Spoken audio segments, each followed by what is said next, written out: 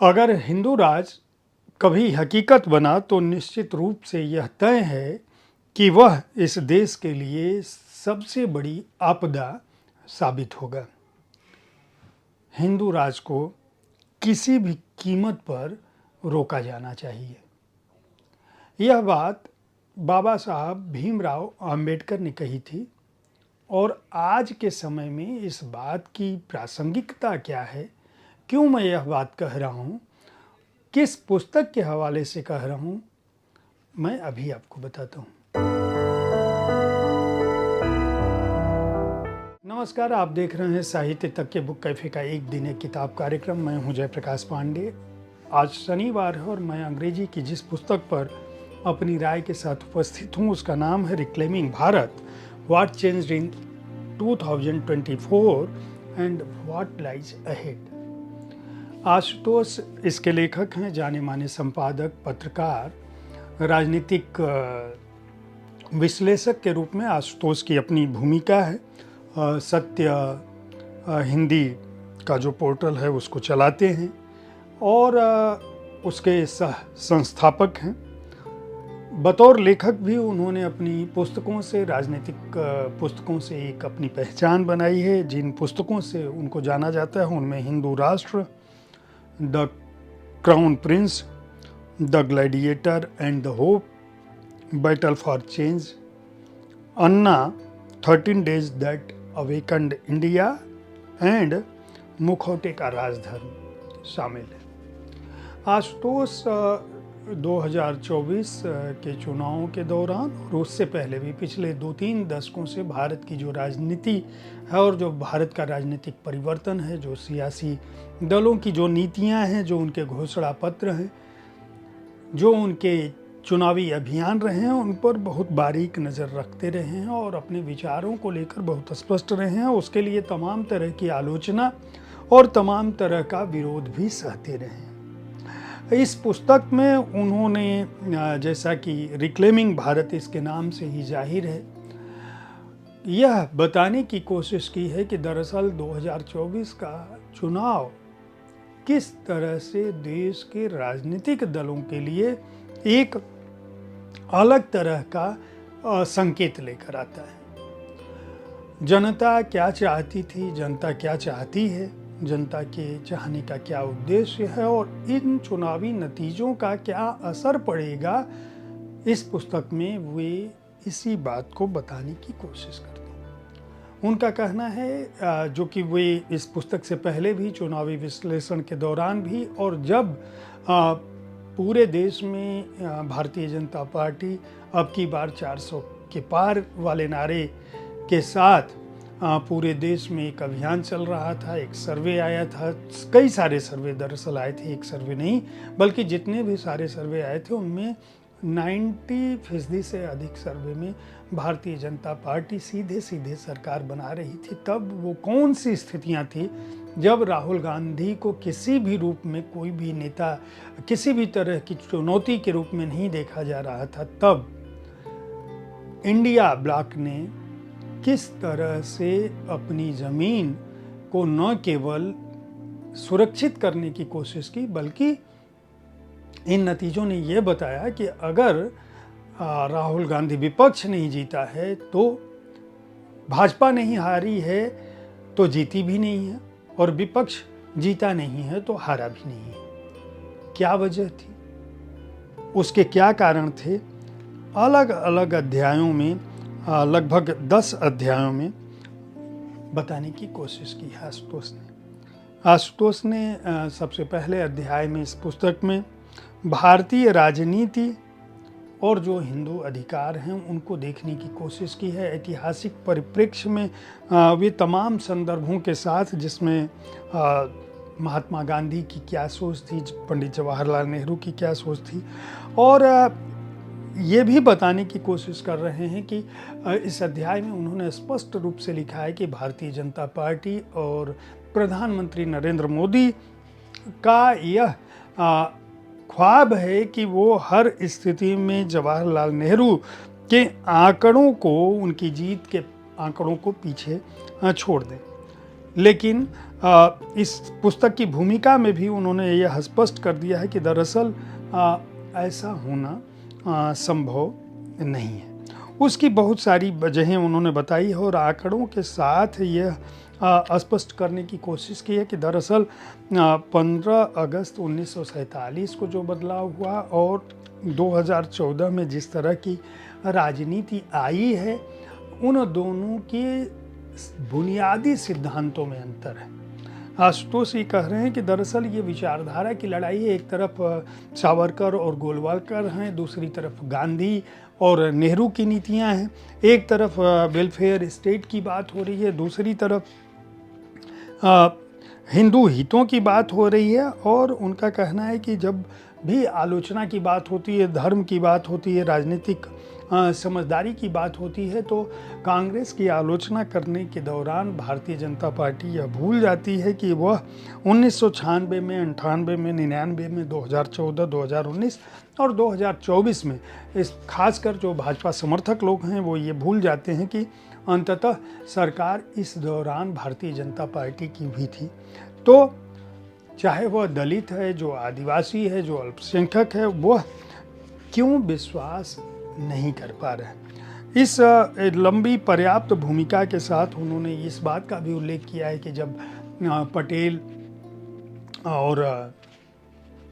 पंडित जवाहरलाल नेहरू के बीच विवाद की बात की जाती है तो हकीकत क्या थी। उस पैमाने पर वह प्रधानमंत्री नरेंद्र मोदी को भी आंकने की कोशिश करते हैं और वो कहते हैं कि दरअसल नेहरू और नरेंद्र मोदी में बहुत सारी चीज़ों में बुनियादी अंतर है। पंडित नेहरू की सोच जहां प्रगतिशील और आधुनिक थी, वह एक वैश्विक नेता के तौर पर स्थापित थे। वहीं प्रधानमंत्री नरेंद्र मोदी की सोच उस तरह की है कि वो कहते हैं काशी में कि मुझे गंगा माँ ने बुलाया है, या फिर ये कहते हैं कि मैं जैविक रूप से पैदा नहीं हुआ हूँ। बाकायदा जो पहला अध्याय है Indian politics and the Hindu right में, उसमें आशुतोष आंकड़ों के साथ यह कहने की कोशिश कर रहे हैं कि दरअसल किसी भी स्थिति में पंडित नेहरू को न केवल इतिहास से तो बेदखल नहीं किया जा सकता, आंकड़ों से भी उनको विस्थापित नहीं किया जा सकता। उनका कहना है कि जिस बात से भारतीय जनता पार्टी के लोग गौरवान्वित होते हैं कि तीसरी बार नरेंद्र मोदी ने सरकार बना के पंडित नेहरू के आंकड़े को लगातार सरकार बनाने को छू लिया है, और उनको ये सोचना चाहिए कि 92 में 1952 में क्षमा करें 1952 में जब पहला चुनाव हुआ था, तब 489 सीटों में से 346 सीटें कांग्रेस ने जीती थी और 45% वोट पाए थे। 1957 के चुनावों में 371 सीटें जीती थी 494 में और 47% वोट पाए थे। 1962 में फिर से 361 सीटें जीती थी और 44.7% वोट पंडित नेहरू की अगुवाई में कांग्रेस को मिला था, जबकि उसकी तुलना में अगर प्रधानमंत्री नरेंद्र मोदी की अगुवाई को किया जाए तो 2014 में भारतीय जनता पार्टी ने 282 सीट जीती थी 543 सीट में, और वोट परसेंटेज जो है 31% वोट शेयर इनका था। 2019 में इस पार्टी ने 303 सीटें जीती थी, 37% वोट शेयर था, और 2024 में जो उनका चुनाव था वह आंकड़ा 2024 के इलेक्शन में 36% पर जाकर सिमट गया। तो उनका कहना है कि अगर हम जीत के आंकड़े को देखें, लोकप्रियता के बारे में देखें, स्टेट्समैन और लीडरशिप के बारे में देखें, तो भी हम यह नहीं कह सकते कि पंडित नेहरू के कद को किसी भी रूप में प्रधानमंत्री नरेंद्र मोदी छू रहे हैं। वो बता रहे हैं कि क्या कारण थे इन चुनावों में। दरअसल विपक्ष क्यों नहीं हरा पाया नरेंद्र मोदी को। नरेंद्र मोदी 2 बार सरकार बनाने के बाद तीसरी बार तमाम तरह की पार्टियों के गठजोड़ों के बाद भी और तमाम नारों के बावजूद हर तरह के सहयोग मीडिया और पूंजी के सहयोग के बावजूद क्यों वहाँ तक नहीं पहुँच सकते। उसके पीछे जो वो वजहें बताते हैं, उनका कहना है कि दरअसल इस दौरान जो मसले उठे वो मसले भारत की बुनियादी पहचान, जो भारत का अस्तित्व है उस पहचान से जुड़े हुए थे। उसमें संविधान को लेकर जो विवाद था उसकी अपनी भूमिका थी। जो डिवाइनिटी फैक्टर की बात हुई, जो जैसा मैंने कहा कि माँ गंगा ने बुलाया है, या अवतारी पुरुष की जो बात थी उसकी अपनी भूमिका थी। इसके अलावा इस पुस्तक में उन्होंने निर्वाचन आयोग की जो भूमिका है उसको भी देखने की कोशिश की है और कहा है कि दरअसल रेफरी जो है वह खुद कभी भी ऐसी स्थिति नहीं थी कि किसी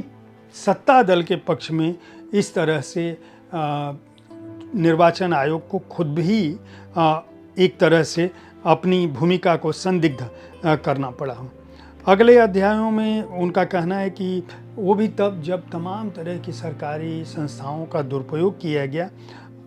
और विपक्ष जो है किसी भी स्थिति में, वो कह रहे हैं कि इस पुस्तक में जो उनका आशुतोष का रिमार्क है, उनका कहना ये है कि इंदिरा गांधी ने इमरजेंसी लगाई, लेकिन हमें यह नहीं भूलना चाहिए कि इमरजेंसी के बाद सारे विपक्षी नेताओं ने न केवल चुनाव प्रचार किया बल्कि कांग्रेस हारी भी। उसकी तुलना में अगर हम 2024 के चुनावों को देखें तो विपक्ष को चुनाव के दौरान न केवल 2 मुख्यमंत्रियों के खिलाफ मुकदमा किया गया बल्कि कांग्रेस के ऊपर ईडी का छापा पड़ा और स्थिति ये हो गई कि विपक्षी नेताओं को गिरफ्तार तक कर लिया गया। तो 1977 से 2024 की जो स्थितियां हैं इनका भी चुनावों पर असर पड़ा और मतदाताओं को जो ऐसे मतदाता थे जो भारतीय जनता पार्टी की नीतियों को परख रहे थे या जो उदार थे,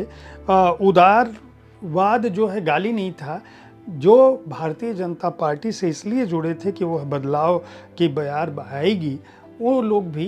कहीं ना कहीं इस तरह की घटनाओं से छिटके। उसके बाद उन्होंने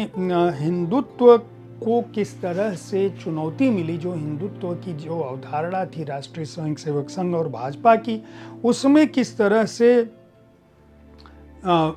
व्यतिक्रम हुआ, उसकी बात भी आशुतोष करते हैं एक अध्याय में, the road block to Hindutva Jagannath में। उनका कहना यह है कि दरअसल जो जातिगत समाज का हमारे आधार है,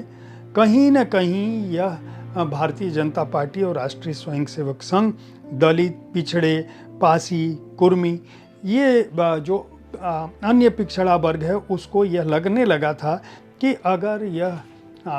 चुनाव पूरी तरह से भाजपा के पक्ष में होता है तो कहीं न कहीं संविधान में बदलाव होगा। ये स्थितियाँ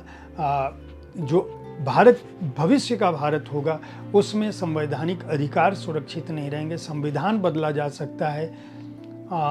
आरक्षण की स्थितियां बदल सकती हैं। तो केवल अल्पसंख्यकों नहीं बल्कि एक तरह का व्यतिक्रम जो है वह जो व्यवस्था संवैधानिक अधिकार लोगों को मिले हैं वह भी छिन्न भिन्न हो सकते हैं। इस पुस्तक के अगले अध्यायों में बनारस में जिस तरह से या अयोध्या में जिस तरह से भारतीय जनता पार्टी की अयोध्या में जिस तरह से हार होती है और जिस तरह से प्रधानमंत्री नरेंद्र मोदी अपने खुद की संसदीय क्षेत्र में अपना मत नहीं बढ़ा पाते हैं, जबकि दर्जनों केंद्रीय मंत्री, गृह मंत्री वहाँ पे कैंप करते हैं और वहाँ जो भारतीय जनता पार्टी के लोग हैं उनका मानना था कि कई लाख वोटों से जीतेंगे, वहाँ बड़ी मुश्किल से प्रधानमंत्री 1.5 लाख वोटों से जीत पाते हैं। अयोध्या में जो हार हुई है उनका मानना है कि जिस तरह से सड़क बनवाने और अयोध्या के स्थानीय बासिंदों को राम मंदिर के निर्माण के बाद भी उनको वह जगह नहीं दी गई, उनको अवसर नहीं दिया गया और जिस तरह से तोड़ दिया गया सड़कें सौंदर्यीकरण के नाम पे, उसका असर हुआ, इसलिए अयोध्या में हारे। उसके बाद